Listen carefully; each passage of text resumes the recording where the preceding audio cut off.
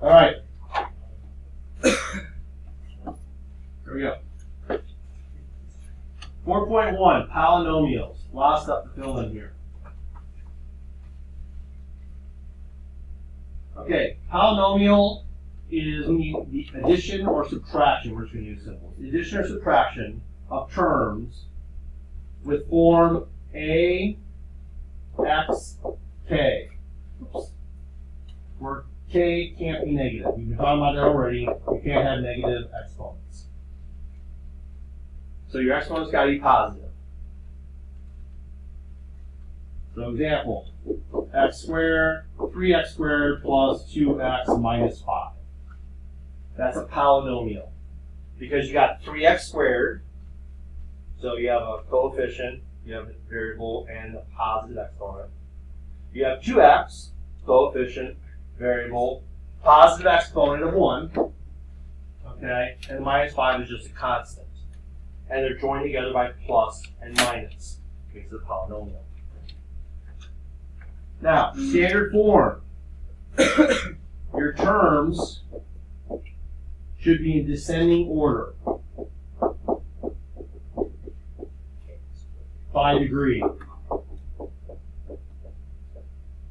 So that's by the exponent. So cubic, then squared, then linear to the 1, and constant. Something to the fifth, something to the fourth, something to the third, and so forth. So for example, 3x to the fifth minus 2x to the fourth plus 3x to the third minus x squared plus 4. That's a little overboard, but just to show you the example. Fifth, fourth, third, squared.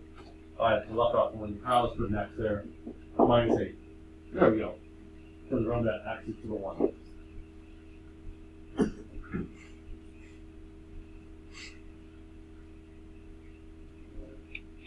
The degree, which we're talking about here, the degree of the polynomial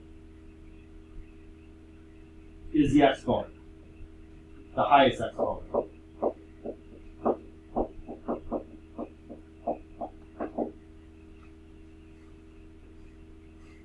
So for example, if I had x minus 3x squared plus 2x to the fifth, okay, even if it's not in descending order, which it should be, the degree is 5.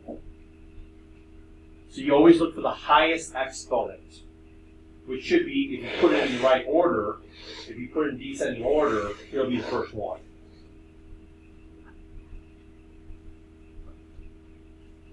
The leading coefficient is the number in front of highest degree term.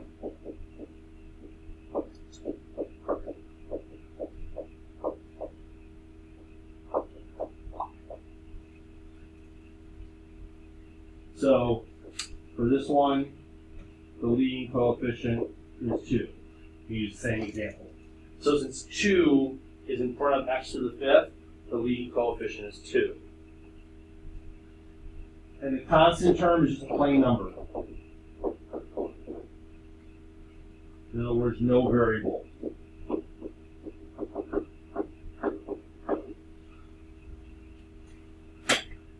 So up from the previous one, -8 is a constant. And think about it. It makes sense if you just think about the word. -8 is -8. It's always going to be -8. If it doesn't have a variable next to it, think about what variable means. Variable is something that can change. It varies. So if you have a variable next to something, every time you put a new number in for x, it changes. So 2x changes. And you put a 2 in or you put a 5 in. But if you just have 8, well, it's just 8. It's always 8. It's constantly 8. It won't change.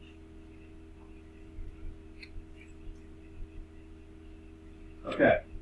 So we're going to classify polynomials by first number of terms. So mono means 1.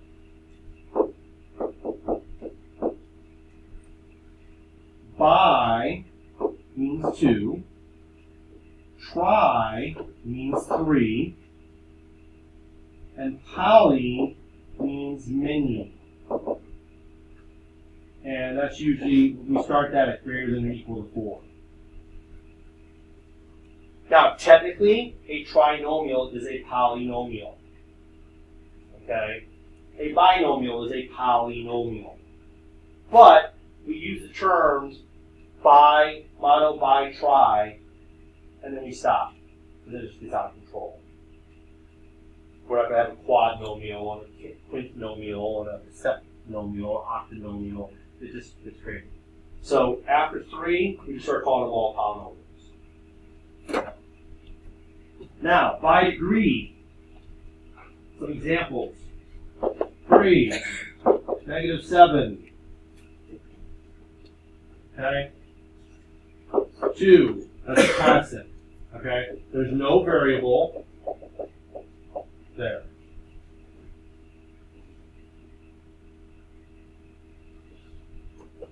A linear, y equals 2x plus 3. The x is to the 1.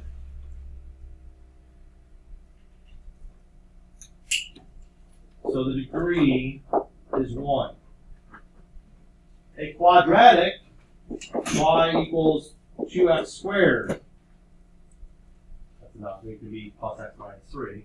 Okay? The degree is 2.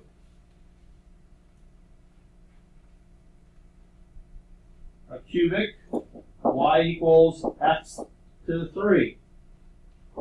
The degree is 3. And quartic would be x to the 4th. The degree is 4. And we'll add one more that does show up sometimes. Quintic. Q-U-I-N-T-I-C. And that would be x to the 5th. And that's a degree of 5.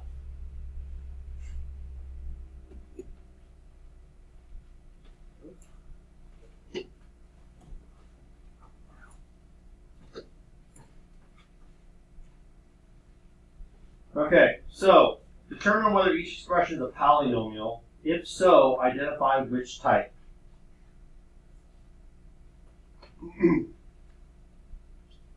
Okay, so this one is yes. It is a quadratic, which is abbreviated quad, and it's a binomial. It's a quadratic by its degree. It's a binomial by the number of terms. -6.5, that's a yes. It's a constant monomial. There's just one term.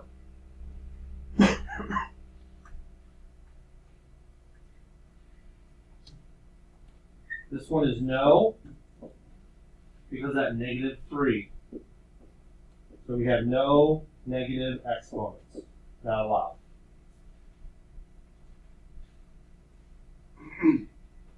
D is yes.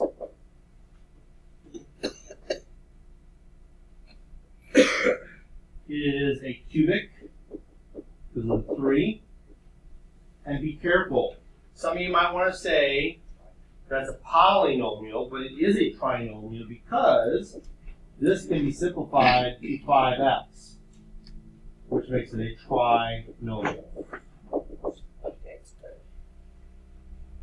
Okay, so 6x cubed plus 5x plus 3.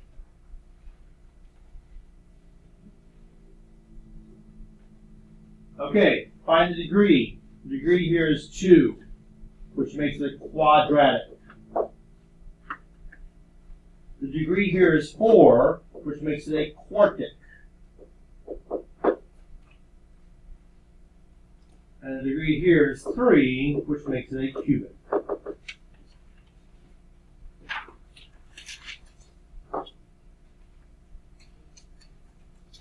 All right.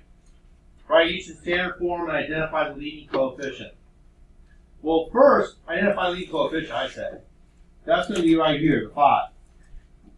And the 4. And the 4. Okay? Then write them in order. So 4x to the 5th, the 3x squared goes next, and the 7x goes last. Notice there's no 3. That's okay. There's no 4. That's okay. You don't have to have one of everything. And then we say the leading coefficient is pi. Now be careful here. It's 4, so we're going to start with the 2y to the 4. But look at the 2y to the 4. It's negative 2y to the 4. Pay attention to that negative right there. After 4, we go to 3, which is also negative. After 3, we go to 1, which is positive. And then we go to our constant, which is also negative. And then my leading coefficient is 4.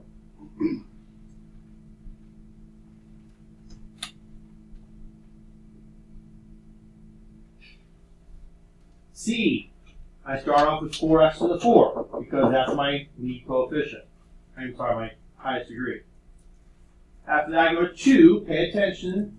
This quadratic part, the 2 squared, is negative. So negative 2x squared.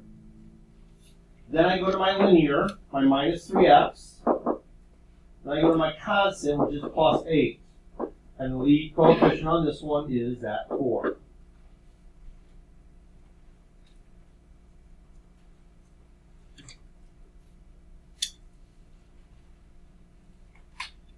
All right, 12 is just a number, so it's a constant.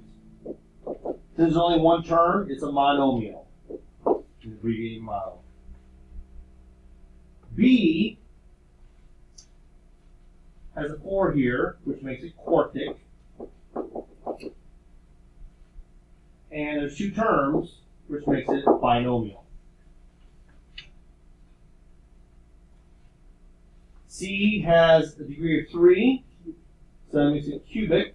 And there's 1, 2, 3 terms, which makes it a trinomial.